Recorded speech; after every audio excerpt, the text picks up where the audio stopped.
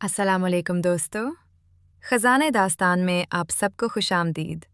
ये वो जगह है जहाँ मोहब्बत, दर्द और हकीकत की कहानियाँ दिल को छू जाती हैं। अगर आपको सच्ची कहानियाँ पसंद हैं, जज्बाती दास्तानें अच्छी लगती हैं, तो अभी हमारे चैनल को सब्सक्राइब करें, क्योंकि यहाँ हर कहानी किसी न किसी दिल की आवाज़ होती है। मोहब्बत कब किस मोड़ पर बदल जाए, ये कोई नहीं जानता।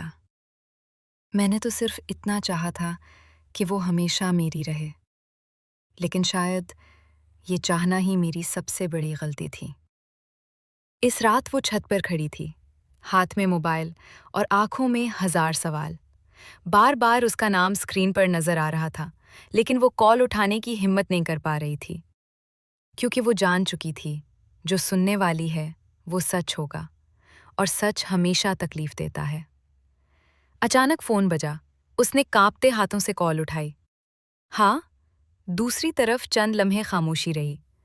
फिर एक अजनबी सी आवाज बोली, रेशमा, अब सब कुछ पहले जैसा नहीं रह सकता। वो साकित रह गई। क्या मतलब? उसने कांपती आवाज में पूछा।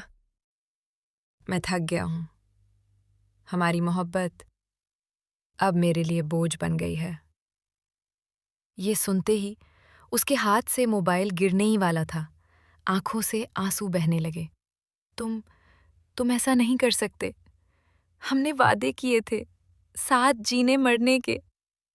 दूसरी तरफ से जवाब आया, वादे बस बातों में अच्छे लगते हैं, हकीकत में जिंदगी कुछ और होती है।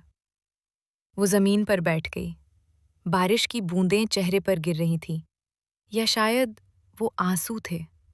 और यही से रेशमा की जिंदगी में एक नया दर्द शुरू होने वाला था, क्योंकि कमबख्त मोहब्बत अब अपना असल रंग दिखाने वाली थी। और दोस्तों, ये थी आज की कहानी का एक और दर्दनाक मोड़। लेकिन रेशमा की जिंदगी की असल आजमाइश अभी बाकी है। क्या अली वापस आएगा, या किस्मत एक और जख्म देने वाली है? ये सब जानने के लिए देखते रहिए कमबख्त मोहब्बत का अगला हिस्सा। अगर आपको ये कहानी पसंद आई हो तो वीडियो को लाइक करें और चैनल को सब्सक्राइब जरूर करें। मिलते हैं अगली दास्तान में।